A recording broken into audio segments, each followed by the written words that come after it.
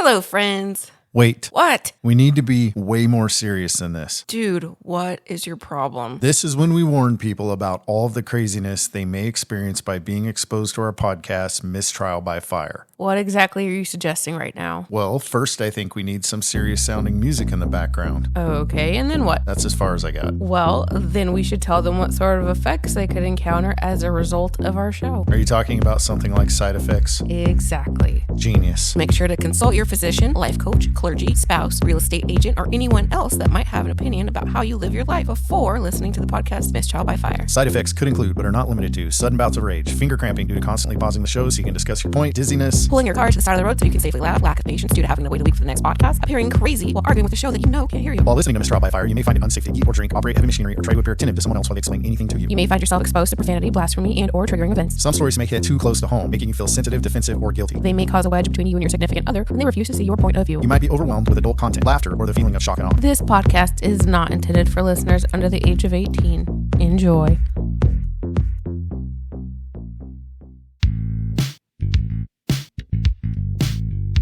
You are listening to the podcast Mistrial by Fire, brought to you by Uncommon Threads. I'm Kyoko. And I'm Eric. We've been married for over 15 years. And believe it or not, sometimes we argue. Those arguments have led to some pretty interesting conversations, and from time to time, we lure our friends and family into getting involved. We also both share backgrounds working in the criminal justice system. Mixed those together, and that's where the idea for Mistrial by Fire was born. We will source stories from the web, or better yet, cover original content sent to us by our listeners. Typically, we will look for material that Eric and I might have differing opinions on. Most of the time, guests will be invited to go over the stories with us and ultimately weigh in. On some occasions, it'll be just Kyoko and I. In a way, Eric and I will present our sides of the argument, similar to opposing sides in court. Our guests will listen to our perspectives and participate in the discussion. Ultimately, though, our guests will be expected to take one side or the other. They will essentially deliberate and render a verdict. All stories will be trimmed down to one specific question of guilty or not guilty. That question will be identified and made clear. Our guest jurors can agree on guilty or not guilty, in which case applause will be heard and all will be right in the world. But if they can't agree on a verdict, then we will declare a hung jury. If someone refuses to pass judgment, well, that's considered a mistrial. And a sad trombone sound will fill the air. Also, sometime during the middle of the show and during the conclusion, we will tell you how to write into the podcast with your content. If we use your content, we'll send you some merch, but those details will come later, so stay tuned. And that's it. That's all there is to it. So again, thank you for being here, and thank you for listening to Mistrial by Fire. We hope you enjoy the show. It's been a little bit of a break, but we hope everybody had awesome holidays. Is that what we're saying? Are we saying holidays? Yeah, I mean, we had, gosh, I can't remember when the last show came out, but definitely we missed Christmas and New Year's and maybe Thanksgiving. It's been a crazy few months, but we're back. And that's the important part. Has it been months? It's at least been a month, but potentially months. I mean, it feels like months. Dozens of days. Dozens of days. Absolutely. Dozens of days. I can concur. It's like a day for each one of our fans. Yes. Dozens. We literally have dozens of fans across the world. We do. And we missed you guys. And we're sorry we've been gone for a while. But here we are. Here we are. And this is show 10. That's right. All right. Show 10. We got some good stuff. We do have some good stuff. Do we have guests? Not today. It's just me and you today. But we are not going edited. Just, I know we did that thing a few shows ago where we tried to not cuss and stuff. That's not this show. Fuck that shit, right? We actually got some negative feedback. We did. They're like, hey, you're not being your authentic self. And I'm like, fuck yeah, I'm not. Yeah. I'm talking to you, Arturo. Yeah. Yeah. All right. No, that's good. So it's just Kyoko and I. This is show number 10. We've been gone for a little while, but we are happy to be back in the saddle. And she's going to hit us with our first story. Today's story, am I guilty of being a bad husband for resenting my wife's weight gain? I don't like it already. I know. I'm uncomfortable. It definitely is a touchy subject, but I think that's kind of why we need to talk about it. By the way, you've never been prettier. Yeah. Okay. Thanks. After all these Christmas pounds. All right, here we go. Me and my wife weren't athletes or anything when we met. We were both average and at a healthy weight. We both gained some weight over time. I eventually started trying to take care of myself. I got back to my high school weight and am now fit. I lift weights, etc. My wife went the opposite way and just kept gaining and gaining weight. Multiple things are contributing to my resentment. 1. She's to the point where she can't manage to be out and about throughout the day for long. She's maybe good to be up and about for half an hour before she can't continue. A good example is our upcoming vacation. She's not going to be able to walk around and explore all day. She ended up having to reserve a mobility scooter. This isn't due to any medical condition beyond her body being able to handle her weight. I feel bad saying it, but I've honestly started to feel embarrassed when we're together in public. 2. Our sex life is incredibly limited now. It's incredibly frustrating because it doesn't feel like us bonding anymore. It feels dull and clinical almost. Her appearance is now a turnoff. 3. She puts absolutely no effort into herself. I've tried countless times to encourage her to start to eat healthy. I've even cooked everything for her, etc.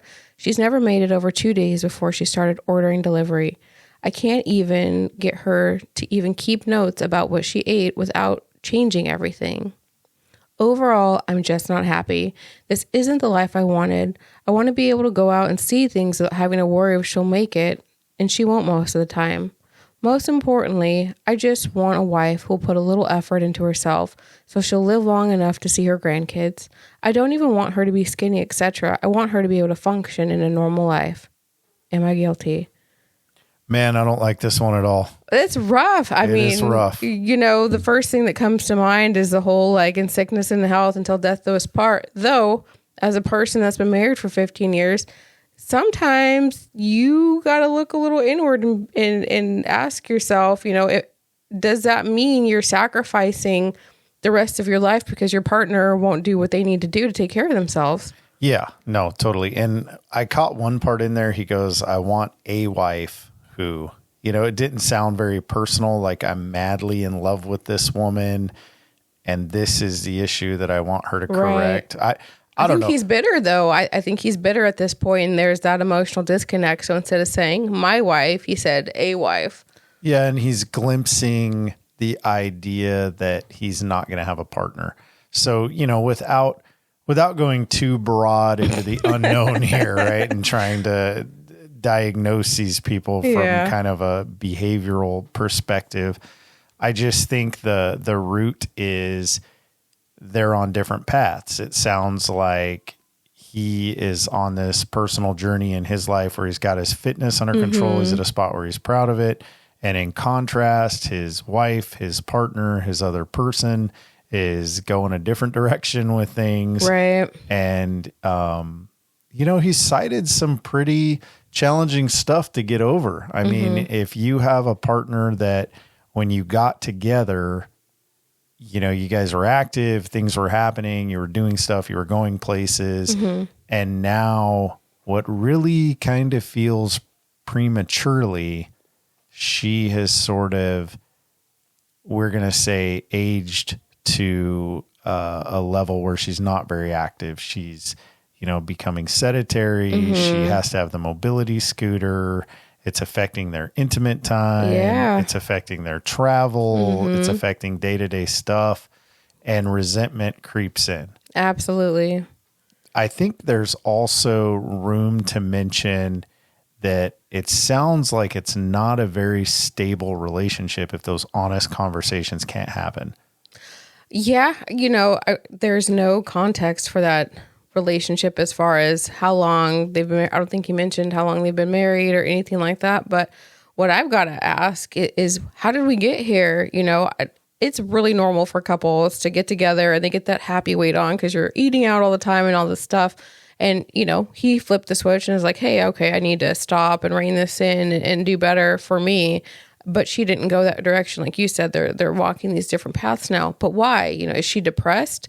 Is she unhappy about something else? Why all of a sudden is she just not giving a shit about how she's doing? And maybe they need to take a deeper look into that. Weight gain is tough. Weight in general is tough. It's something that speaks to me on a personal level. As you know, when we met, I was much larger than I am now. And even though right now I feel like I'm not in great shape at all, but it's this cycle, you get bigger, you start to feel unhappy with yourself, you start to try to cover that up, you begin to avoid circumstances where the focus is going to be on your appearance. Right. And sometimes that means you don't go out as much. And this vicious cycle kicks into gear because of your lack of activity. You're then unable to be active or at least restricted at some level. And it all contributes to that. The big question that I'm hearing in this scenario is, am I a jerk for being angry at my wife for not wanting to live a better life according to me? Right. You know, because that's the other thing. Some people are content not going out and being active, and some people are content, gaining a bunch of weight, and like they don't focus on that. That's not, I wouldn't say that's not the majority. I think the majority of folks, they stack on some weight, they start to get self-conscious, and again, as earlier mentioned, it kicks a cycle into motion that just makes everything worse. What I don't like about it is he's in a serious relationship. This is his wife, and he doesn't feel like he can have this discussion. I mean, think about though, how personal is that? I'm thinking about our relationship, and I think eventually, if the time came, which God forbid, you could have that conversation with me, but that shit did not happen overnight. We have done a lot of personal work, not only together, but individually, to get to a point where we can have those kind of conversations. I don't know that the average husband's going to feel comfortable being like, hey, about your weight. Let's talk about that. Nobody's going to be comfortable with that. But it's not a comfort thing. It's for sure. It's a do it or don't do it thing. And if you don't have a platform to do that, then there's other issues in your relationship, right? If you got to the point where you're uninjured, you have no other mitigating factors other than you just can't stop binge eating, right, and then you don't want to leave the house, and the only way you can get around is on a mobility scooter, and it's all literally because of your weight and your choices to, despite you're trying to help, right? It sounds like he's trying to encourage her. He even started making her meals. That's huge. Yeah, and giving him the benefit of the doubt, let's say he's doing that all right. I mean, there's probably some space in there to acknowledge that he's not an expert, and maybe he's making her feel terrible, but and she's getting a piece of broccoli for everything. Yeah. And, and people can't just shift gears like that. If you're used to taking in 4 or 5 or 6,000 calories a day, and then all of a sudden your partner's like, oh, here's your healthy choice meal. Yeah, here's your 180 calorie, 4 ounces of food meal, and now you're gonna start drinking protein shake for breakfast. Like that's not fair either. You have to be supportive, just not only on your terms. For sure. You have to be supportive, on your partner's terms. But man, I don't want to sound typical, but that would be an issue. I get until death do you part and a commitment and a relationship, but I really believe those founding principles of a relationship are designed to illustrate that both people need to put effort in. Yes. Well, you just said commitment. The commitment isn't, regardless of how much you're not trying anymore. I think the intent of any vows or any commitment is the understanding that both people are going to put the effort in. So I or any other partner can't be expected to be around if, let's say, you decided you didn't want to be healthy anymore. You're like, you know what? I kind of don't. That's the struggle right now. I think I am the woman in this scenario where you're not, though, because you can still do so much. I just don't like it. But you haven't given up, and that makes all the difference. It's so close. I would. Oh my God. I would so much rather just eat and watch TV and move to the South where it's acceptable to be. Did I already say eat? Yeah. I love eating food. I mean, I do too. That's actually, our love language. We love eating. We love trying new restaurants and everything. But at the end of the day, it's not only not fair to me, but it's not fair to yourself to just, completely give up. Yeah, you deserve better. Like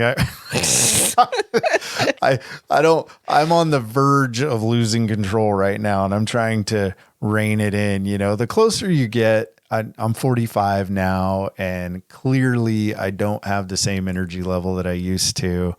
And man, I love that food. I'm like, if I'm sad, I want to eat. If I'm happy, I want to eat. If I'm excited, if I'm by myself, I want to eat. If we have guests, we better eat. Yeah. Well, it's going to be extra good too. Niners are in the Super Bowl. We're going to eat. Oh, the Niners didn't make it to the Super Bowl. We're going to eat, right. like everything is, and then at work, it's terrible at work. Yeah. Listen, I love the people I work with. I work with some incredibly talented and capable people, and I know several of them listen to this show. So shout out to you. You know who you are, but does the treat table have to be right next to my office? Like who? Well, that's your fault for being so damn likable, and everybody wants to have their treats and be happy and mess with the boss. I think it's just a spatial thing. There's just this void of space next to my office. That's the happy corner. They're going to go in there, get some good advice from you, and eat them treats. Man, I walk out the door and I can just smell it. The chocolate and the sugar, Rice Krispie treats and the butter. the stuff that I don't even know what it is, but I can see it's got like coconut and you want to taste it. Yeah. And it's just right there. It's like this, it's on the other side of the wall. It's this battle for me. So anyway, all right.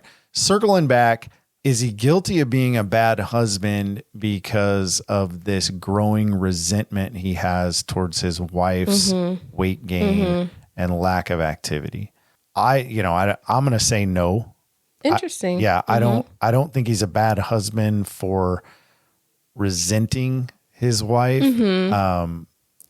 And I think the reason for that is we can't really control our resentment. It's what we do in light of that resentment that's going to make us good or bad, right? Like resentment is just really a way to say, I'm upset. I'm upset about this thing that's happening, and I'm getting more upset about it. And usually that grows and festers because of a lack of successfully navigating, those feelings and being upset. True. So in my opinion, I say not guilty, but man, be careful. What are you going to do about it? This is definitely, no pun intended, but tread lightly here. And I want to give a little bit of credit where credit is due. Again, I'm sensitive to this. I mean, I'm overweight now, and I've been much more overweight in my life, but it's not just simply choosing to eat or not to eat. There is a lot of psychological, behavioral baggage that's attached to that, that goes all the way back to our childhood, like everything does. I know for me, I find comfort in food. I mean, all jokes aside, if I'm feeling a little extra emotional, food is what kind of helps me through that, happy or sad, everything else, right? I think it's normal. I think it's like that for a lot of people. I also know I'm impulsive. I also know that I probably have an addictive personality because I get focused on things and I can't set it down, right? I remember from the time I can remember eating, I grew up in a finish everything on your plate household. And I also grew up in a household where you got to eat fast or you might not have as much food as you want. Yeah. I've worked in an industry my whole life where every meal gets interrupted. And so, even if you're eating in a restaurant, you have them pack it to go just in case that call comes out so you can close the foam container and run and eat later. So, all those things have contributed to not good eating habits. And combine that with just kind of wanting to be lazy sometimes and having a sedentary lifestyle. And then what happens? You start to feel bad about yourself and you find comfort where? In food, or other food. Bad habits. Yeah. For me, it's food. Yeah. I've managed to wean myself off all the hard drugs and, my gambling problems and whatever, I don't know, whatever else people think I'm up to. But, it's food. So this isn't just a matter of the wife saying, I don't give a shit. I'm going to eat whatever I want, whenever I want. She's going through some stuff and she probably feels terrible about herself. And nobody's more critical of us than we are. So she is, I'm sure, acutely aware that she is not as attractive as she wants to be. She has a lack of self-esteem because of how she's viewing herself. I don't know what her history is. You know, I know at one point I weighed 315 pounds and then I lost a bunch of weight all naturally. And I still saw myself the same way. I remember. I never could see myself as somebody that was fit. I was constantly critical, even after losing, 120 pounds. Yeah. And despite how I felt, I'd tell you were handsome when you're chunky and I'd tell you were handsome when you're skinny. Yeah. And none of that counts it didn't because matter. it's kind of like your mom saying that, it's like, I feel like you're obligated to tell me, that I'm nice and I look good and all this stuff. And I know that's not true. It's not true. Yeah. But that's kind of the coping mechanism sure. that comes out of it, right? We invalidate people. You're right.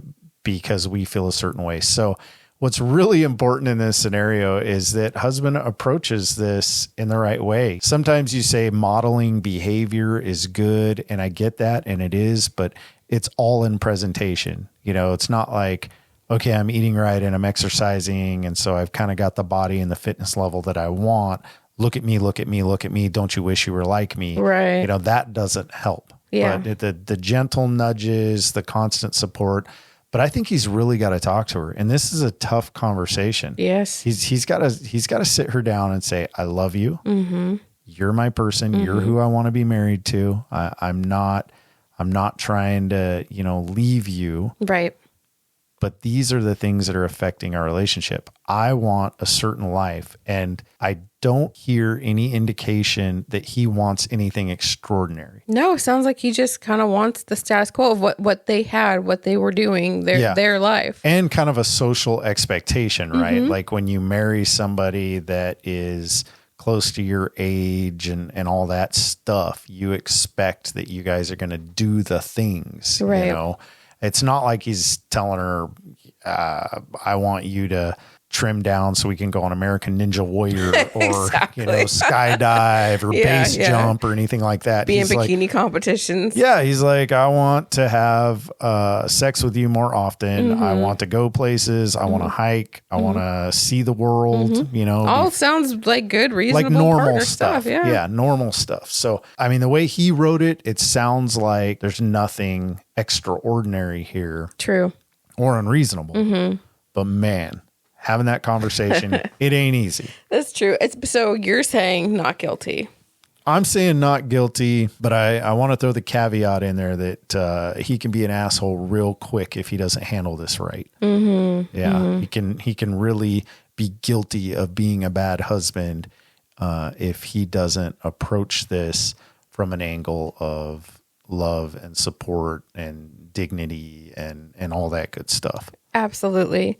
And for those reasons, that's why I'm going to have to disagree with you and say that he is guilty. Whoa. I know. What? Resentment comes. You didn't hear how right I was? I did such a good job explaining all that. You had a lot of compelling statements that I actually agree with, but not under the terms of him not being guilty. Those are all things that should have been implemented before the resentment set in. And look, I fucking get it. That shit is hard. These are hard topics to talk about because he's not only talking about her weight gain. He's talking about now all of the things missing from their relationship because of her weight gain. But you think he's guilty of being a bad husband because of this? Yes, because before he started being resentful, he should have noticed that resentment and talked with her about it. It sounds like there has not been a real conversation. That's not how resentment works. It is. Resentment is either happening or it's not happening. That's not true. It doesn't like warm up to, once you say I might be getting resentful, you're already resentful. Yes, but it sounds like now that he's got this 3 or 4 point thing of stuff that's happening, that didn't happen overnight. This shit happened in waves. And when it first started happening is when the conversation should have started, when it was like, hey, we're supposed to go walk around this town that we just flew to, but you can't walk around the town, you can only make it like 2 hours because now she's only making it half an hour. That's when it should have been the first red flag.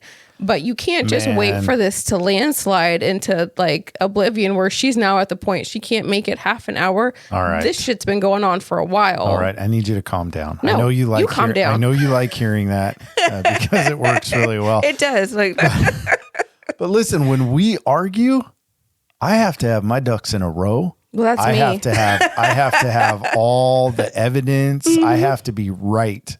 And if it's like, oh, you've gained 15 pounds and you don't want to stay up as late as you used to, we're not having that talk.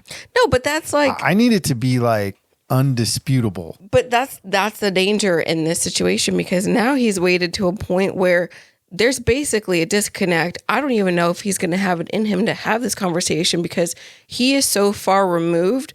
Like you noticed in how he wrote a wife versus my wife. But that has shit he matters. waited? Maybe his approach was instead of nagging, because you've had this approach with me, right? Instead of the approach of nagging and pointing things out, he starts doing the thing. He starts eating better. He starts exercising.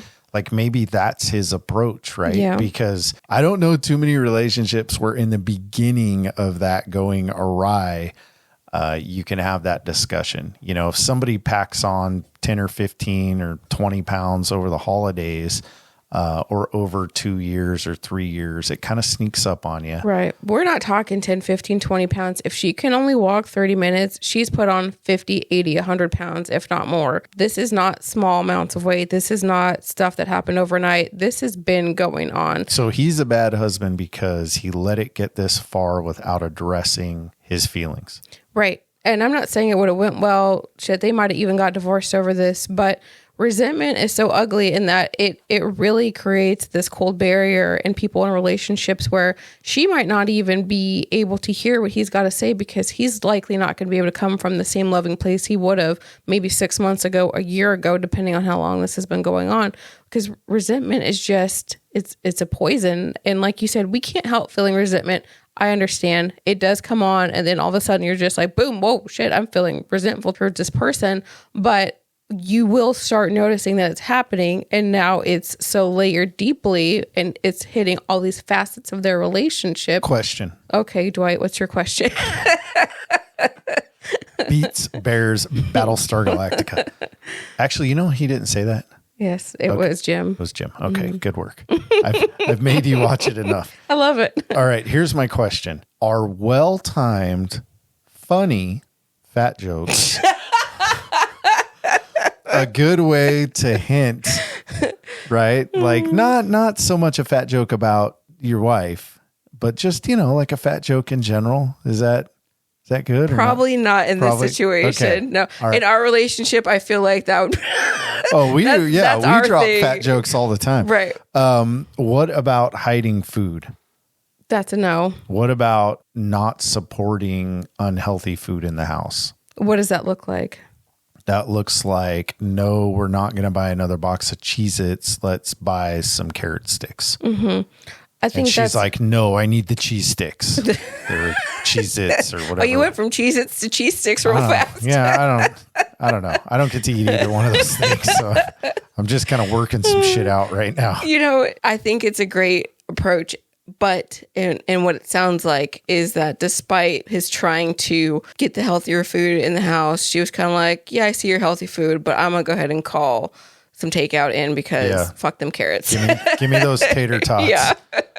It's tough, man, because if you're living with somebody who's now all fit and only eating, 2,200 calories a day and, you're Jabba the Hutt over here and just like completely out of control, right? And all you want to do is eat like your first of 2 sandwiches for lunch and your bag of chips. Like you're so far away. And sometimes when you're in a relationship with somebody that is so far away from you on a subject, you can't bridge that gap. You don't feel like you can do it on your own. Yeah. Yeah. Maybe some couples counseling. I mean, that would be my next suggestion is you got to get a mediator in there, because if you're not feeling like you're being heard or that this person is in a position to hear you, then you got to get somebody else in there to help you have that conversation But yeah, like I said, resentment's tough. And when you're at that level where it's that deep, it is just a poison and you're basically 1 foot out already. All right. Listen, So. You go ahead and play the womp womp womp. No, We didn't agree. I'm not coming to your side. You can't be more wrong. You're wrong. So just play the horns and we'll move on. No, you're wrong, Colonel Sanders. Is that what is you take it however you want? All right. Okay. I feel like we said fat jokes are not good. No, it wasn't a fat joke. It's Colonel Sanders is not known for being. It's an Adam Sandler joke, and in that bit, he was not referring to weight. He was referring to a man that looked like Colonel Sanders. All right. I don't know what you're talking about anymore. Oh, that hurts. All right. So I'm just going to, for the sake of our structure and for the stability of our listeners, so we can demonstrate a little consistency here, we're going to ask the question.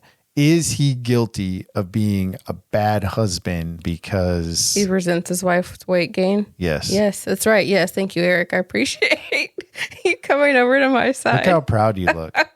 I don't even kind of agree with you. I feel sorry for this guy. Well, he's in a tough spot. He's in an unwinnable situation, probably. Maybe. This is a suicide mission. And I'm saying he is not guilty. Now, one last thing, though. Oh. One last thing. If he tried all these other things and they ended up having to get a divorce and he then felt resentful, I understand that. And then would therefore not be guilty. But he also wouldn't be your husband anymore. Thank you. That didn't contribute to anything. You didn't contribute to anything. So we disagree? Yep. All right. For shame. All right, knock it off. We got to get serious. Oh, man. What's wrong, Eric? I think it's time for a cheesy commercial. Damn, I hate commercials. Me too. Let's do one. Great idea.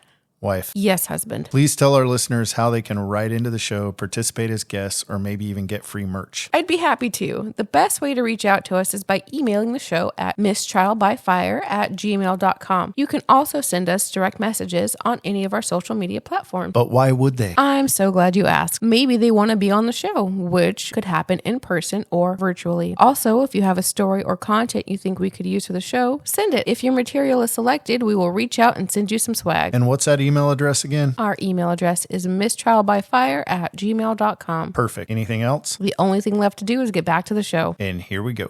I'm going to read the next one. All right. I'm so uncomfortable with all of these. But why? Because... Are you in danger? Yes, I'm in danger. You're not in danger. All right. Stop it. Here's the question from the wife's perspective. Am I guilty of being unreasonable? Okay. Okay. My husband, Joe, and I have been married for 2 years. We have a 1-year-old baby. We recently bought a house that we poured all of our money into. And that's how those work. Joe has a friend, Gemma, that he used to have sex with in his 20s. They were never in an official relationship, just a casual hookup type situation. We live in the USA, but Joe is from England, and Gemma still lives in England. Gemma is gorgeous on pictures. I've never met her. She's a stay-at-home mom to 2 girls, approximately 5'6", slim, dark hair, big boobs that are always pushed up and uncovered, and a gorgeous smile. Gemma is married to a loser who is an alcoholic and a gambler. Damn. It is a very unhappy marriage. She claims Joe is her best friend and reposts old photos with him on Facebook all the time. After her second daughter was born, she asked Joe to be the godfather, and he accepted. Okay. Seems incestuous. That's nice. Yeah. Hope he's not the real dad. All right, that's a different. Yeah. That's not. Yeah, okay. I suspect she has always been partially interested in him for financial reasons. Oh. Joe comes from a wealthy family, and that may be part of the reason she wanted him to be the godfather to her daughter. Interesting. The plot thickens. Dun, dun, dun.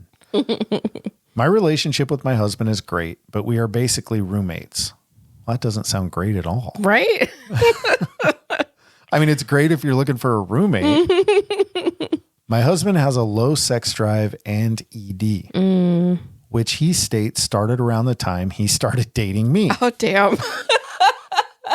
Okay. Okay. Oh, man. My self-esteem has taken a hit.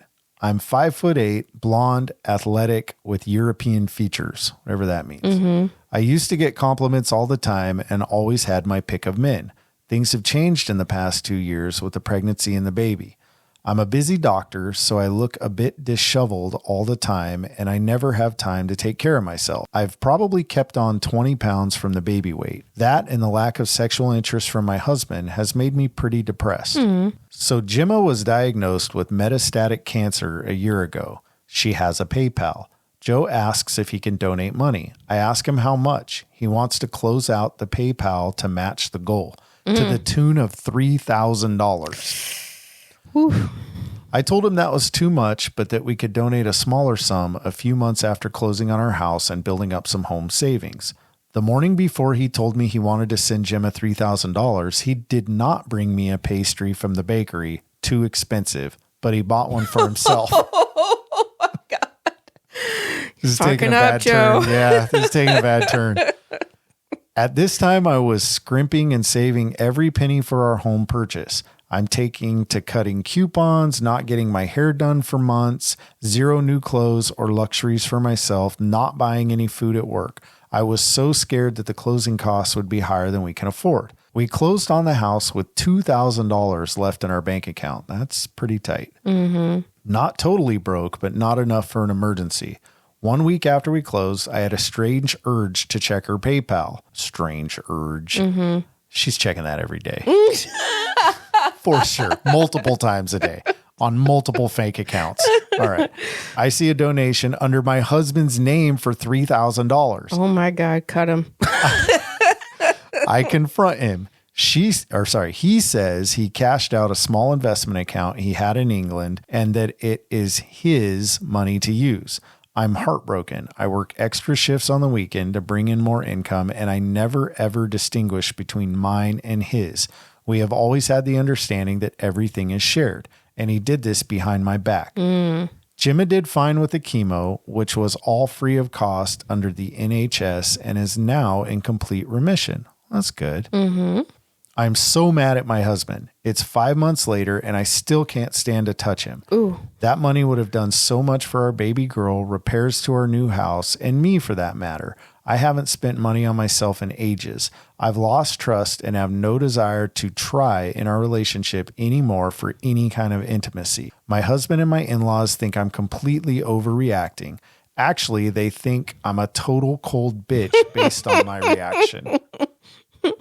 Yeah. Okay. So the question is she guilty of being unreasonable? Take it away. Damn, that is crazy. Man. Okay. Well, take it away. There's a lot to unpack here. This is more than just the money for Gemma, but since that's what we're mainly talking about, that's pretty shitty. They had a lot going on together. They have a kid together. They just bought a house, and all of a sudden he pulls out this quote unquote his money that he magically just has, despite the fact that she's been busting her ass trying to get money. Gemma seems like she's probably nice and all, but she would have to wait. She could maybe get a small donation. The fact that this woman was even willing to let him donate any amount of money is pretty awesome. I, at this point, I think would be feeling pretty petty about the whole situation. Be like, sorry, Gemma, especially if she gets free healthcare, but like, you'll fucking figure it out. You know, you don't need my money. Gemma has cancer. Gemma's not my problem. She is the mom of his goddaughter. Which is honestly a big part of the problem. Like, your casual hookup turned to just best friends all of a sudden, and your now husband's a loser, and magically my husband, who's handsome and wealthy, just gets to be the godfather. Like, I don't like any of this. Any of it. Are we just going to overlook how his erectile dysfunction started when she became his girlfriend? Yeah, that's some shit too. Like I said, there's a lot to unpack here. That is a coincidence that I don't think I could live past. Is it a coincidence? Right. Is it? But like, why stay if you're just getting together and all of a sudden you have ED now? Because she's got all the other goods. You know? But what goods? He's not interested in any of them, apparently. Well, he's not interested in having sex with her, but he's interested in having a good ass roommate. Yeah. I mean, and it cracks me up too, because she's like, our marriage is great, but we're like roommates. Yeah. I don't know what they both want. There's no way to speculate that, but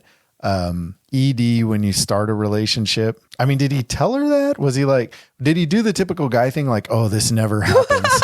And then you can only pull that off like once or twice before someone's like, look, Joe. I know. 5 years later, yeah. he's like, yeah, it's still just not warming up. Yeah. I don't know. This has never happened with anybody else. What's that? Fool me once. After the second, third, fourth time, shit, maybe it's only been 4 times. Like at some point you gotta be like, okay, something else is happening here or not happening. Yeah. I don't know. So is she being unreasonable in the sense where, in all seriousness, it's not just a matter of her being pissed off? Because now it sounds like we're 5 months later. Right. And she has no desire to touch him. She's still completely, I think that's unreasonable. Ooh. Yeah, I do. And I'll tell you why. Okay, I'm listening. I learned this in my psychology studies. Okay. It's a reference that more educated folks like to use. I'm sure you've heard of it. It's I feel like it's not going to be, but okay. Shit or get off the pot. Shit or get off the pot, right? If you've been pissed off for 5 months to the point where you can't touch him, you can't be intimate with him, you can't even hardly look at him, at some point, this is on you. Yeah. Like you gotta, we could argue all day whether he made a mistake or not. In fact, it's pretty ballsy for you to be, for you to suddenly just go, oh, we don't, we're like scrimping all our money to maybe be able to buy a house. I mean, buying a house is a big deal. It's a huge right? deal. It's like all hands on decks. I know there's been times when we bought homes when, we didn't know. And it comes down to the end of it, and it could, $3,000 can make or break buying a house, right? Yes. And then all of a sudden he's got $3,000. And instead of, throwing it into the general fund and saying, hey, here's $3,000 I had, we're going to throw it in that general fund. By the way, can I take some of that and donate it to the mother of my goddaughter? Someone I've never experienced ED with. And God. She has cancer. Just sort of finding it. It sounds like the wife had no idea it even existed. And again, I get people's money is all over the place. So I'm going to speak to myself here.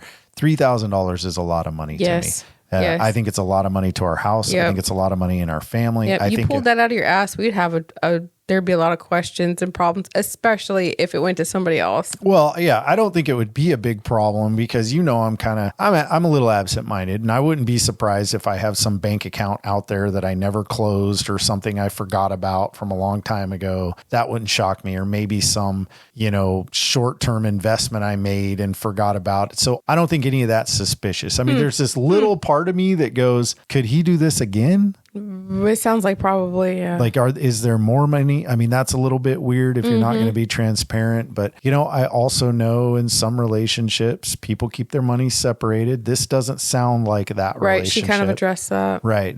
But it is very much from her perspective. True. The problem isn't that he came up with money that she didn't know about. Right. The problem is that it sounds like he came up with that money, didn't mention it to her, chose to spend it however he wanted.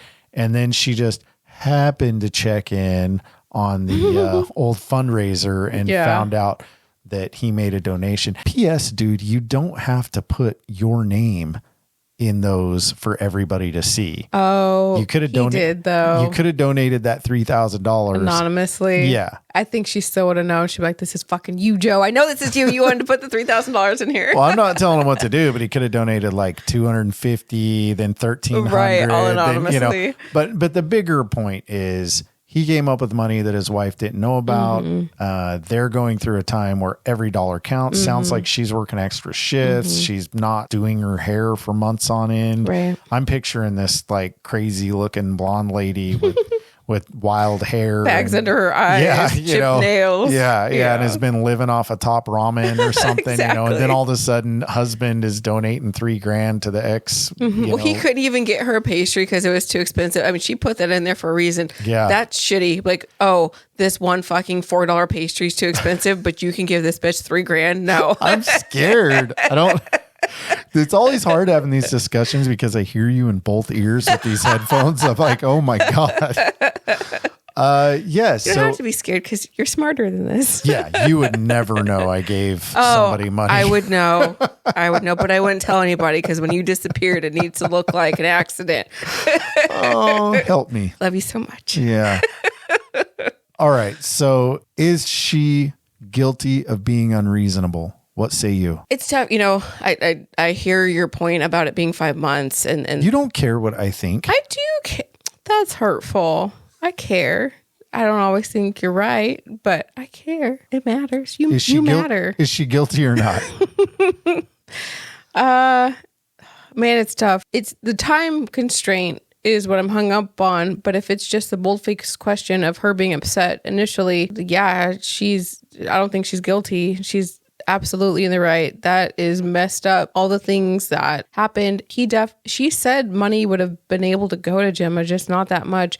And can we please just wait until all the house stuff is settled? It sounds like she was being reasonable. And based on the facts we have, I'm going to have to say she's not being unreasonable. All right. Well, you're wrong again. You're wrong. She is being unreasonable because of the amount of time that she has gone by without putting effort into addressing this issue. Okay, but the question wasn't about the amount of time. She didn't ask, did I wait too long? She just asked if she was being unreasonable in general. Right, so she mentioned 5 months has gone by. That's part of the story. Yeah, I don't think that's part of the question. You can't just take little parts here and there. It's gotta be the whole thing. But the question, again, isn't about the time. At the end of the day, the question still is she being unreasonable for being upset that the money went there in the first place? 5 months later. Doesn't matter. 5 months later. $3,000, I would still 3 months later or 5 months later be upset with you over something like that. Though it wouldn't stop me from like wanting to touch you or look at you. But in the back of my mind, be like, that bitch, Gemma. Do you know why? Because you're reasonable. She's not. She's guilty. No. Guilty of being unreasonable. Nope, you're wrong again. We're not on the same page today. Yeah, I know. Some days you go all day being wrong. That's ridiculous. You think we got time for one more? Mm-hmm. Okay, you want me to read it? No. You want to read it? I will read it. Okay, don't mess up. Hey. What? Do you have your glasses on? How about you get on the right bus this time? Oh, not the wrong bus. Let's hear it. All right. Am I guilty of not staying in my lane by telling a stranger their spouse is cheating on them? Dang, how do you even find that out? A stranger? Okay. All right. We just got to get to it. They got too much free time. That's what's going on. They got ops for strangers cheating on people. Maybe it's Sherlock. All right. I went hiking recently with a local hiking group. And on the hike, one of the women shared that she was sleeping with a woman who's married. Oh, okay. She went on about how it started, about how the person is visiting regularly from out of the state to help their relative, and they met through friends. It's been going on for a while. The person on the hike shared that it was just one of those fell out of love, they don't put anything into their relationship anymore situations. No DV or abuse or anything like that. But they do have a kid together and have been married for more than a decade. Oh my goodness. Okay, so she's married. They have a kid together. I guess we're assuming, you said they're married for 10 years. Mm-hmm. More than 10 years. And she's stepping out with somebody else. Mm-hmm. Okay. It happens to be a woman. I think so. Okay. Mm-hmm. All right. Go ahead. The cheater has told their spouse they want to do a trial separation after a certain holiday. But by doing so, they're essentially giving this spouse false hope for reconciliation while cheating. Throughout the conversation, I asked enough questions that I later was able to find out the person and their spouse through mutual friends on Facebook. The cheater has an unusual name. From an ethical and moral standpoint, I feel obligated to let the spouse know their wife is cheating. But my significant other thinks it's absolutely none of my business and I shouldn't message them. Would I be wrong if I told this stranger that their spouse is cheating? That is really interesting. Okay, you say yes. Tell me why. Because I don't think she has all the information. Here's the thing that I've seen with relationships is people find out enough to like take some sort of action on. And then when they do stuff, grenades. And I've given people relationship advice that I was close to and cared about. And all it's done was really put a wedge between me and that person. People do what they're going to do in relationships, I think. And I don't think that you coming from like this position of not being a part of either one of those people's lives, I think you stay out of it. Man, I'm so torn. I'm legitimately on the fence on this. On the one hand, I do agree with what you're saying. She might not have all the information, though it does sound like she did ask some questions to fill in some information gaps. But the other hand is there still could be more to this. And if the significant other does not know anything about any of this and the person that's cheating is thinking, oh, I'm just going to tell them we're going to do a trial separation, that definitely is going to give that other person some false hope of like, okay, maybe they just need to clear their head, and when this is done, it'll be all better. Why is this lady saying all this on a hike around strangers? People share stupid shit all the time. I'm honestly not. I mean, that's mind blowing to me. I'm going on a walk with several people that I don't know, and I'm like, hey, that's a pretty bird. Oh, this trail is nice. Man, my calves are burning. Hey, I'm banging this chick that I'm not married to. And in case you guys want to know, I'm thinking about telling my husband, who I have a child with, that we're going to do a trial separation. I don't even know what that means, but we're going to have a trial separation so I can continue to bang this person. And, with a little bit of a clear conscience, and, he's going to think maybe we'll reconcile. Maybe we won't, and we'll move on with life. So anyway, how are you? How's your hike going? Well, it does sound like a group that gets together a lot. So these are probably people that are actually friends. Yeah, but the lady that is asking this question has no idea who this lady is. True, but it sounds like she knows the people she's talking to. Like the lady confessing all this stuff is good friends with the people in the group. Overlap or whatever. Right. I'm just saying, like, keep your house to yourself unless it's like people but I get that's not the question. It just surprises me. Yeah, it's a little surprising, but at the end of the day, this be the woman that played Columbo and has figured out who everybody is and is deciding that she is going to talk to the non-cheating spouse to let them know something's awry. How does that look for you? How do you do that? Is it like a Facebook message? I think it would have to. Okay, so. And wouldn't that look shady AF? If I'm just thinking, if I'm the woman that's married, like I'm the cheater woman, and this other woman is now talking to my husband saying that I'm a cheater. I mean, that feels a little. It's all still pointing to why is this person has some questions to answer. So I would probably create a fake Facebook account and message this person anonymously. Because it's like, I don't want any of it coming back to me. But if I felt like I knew all the information, there's that, part of me is kind of like your profile picture is going to be like that little gray outline, or like Tom from MySpace or whatever. Different platform. Oh, sorry. But maybe. So you're going to make a fake profile. It's obviously going to look like some kind of scam. You're going to say, hey, I know this profile is fake, but I don't feel comfortable telling you who I am. But here's some information I gleaned recently from an ethical and moral perspective I thought you should know. Right. You should have this information, do with it what you will. But and what if he's like, yeah, joke's on you. We have an open relationship. It doesn't sound like it, because why have a trial separation if you have an open relationship? I'm just saying we're giving all kinds of credibility to this lady that is self-admitting that she's stepping out of bounds. It feels a little hinky to me. It does, but sometimes people have to just get stuff off their chest. And like if this person is her clearing her conscience. Exactly. And I was like, I just need to tell somebody, and here's some people that likely don't know my spouse. And then, like you said, here comes Columbo being like, well, thanks to Facebook, I'm gonna figure this shit out. And I think I've brought this up before, but if you ever want to know anything about somebody, get a scorn woman online. It's like the FBI does not have shit on a motivated woman with access to the internet. Yep. And that probably sounds sexist, and I don't think I'm going to apologize. No, I don't think guys really do that. I mean, you definitely don't hear about it as much as guys taking that deep dive. Like, I'm sure this other person has their social security number by now. Oh, my God. Blood type. Yeah. They could destroy their credit with a keystroke. Yes, absolutely. You women are like forensic experts. But. Yeah. It's really close. It's super close, but I think she should tell her if she feels like she's got enough information, and it sounds like she asked some follow-up questions.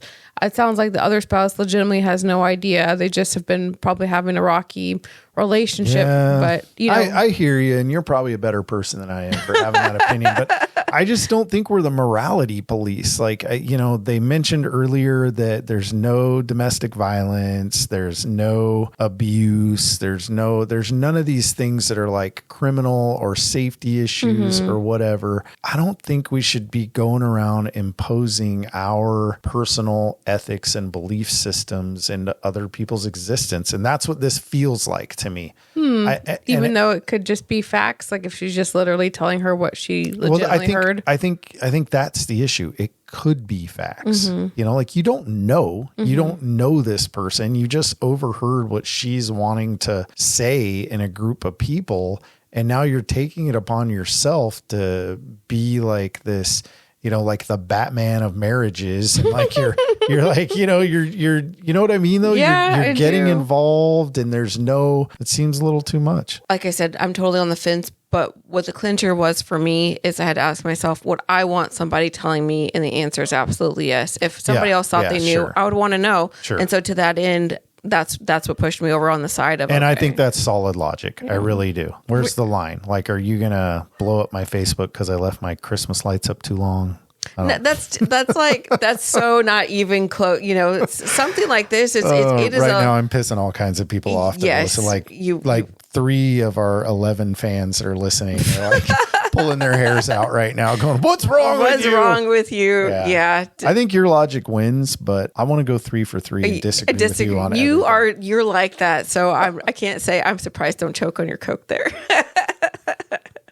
But yeah, it's Yeah, I got to stand. Yeah, I know. Yeah, I've never been able to change your mind. That's not true, but yeah, not with this stuff. You're like literally arguing over that now. Listen, you're wrong a lot. So at some point, you're just going to have to realize that and come over to the good side. Ask the question. Is she guilty of overstepping by sharing this information about somebody's spouse being cheated on? And the answer is yes, right? No. Oh, okay. No, it's not. It's not. We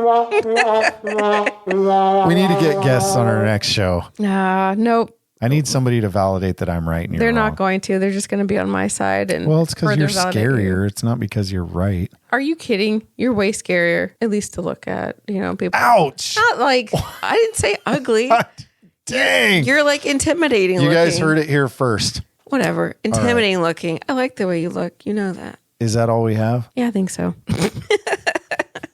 All right. And with that, this concludes another episode of Mistrial by Fire, brought to you by Uncommon Threads. We hope you enjoyed it. If you did, make sure to like, share, and follow us. Also, don't forget to contact us by reaching out to mistrialbyfire@gmail.com. We would love to have you on the show or hear from you if you have a story you'd like featured. And from both of us, thanks again for listening. We wouldn't be here without you.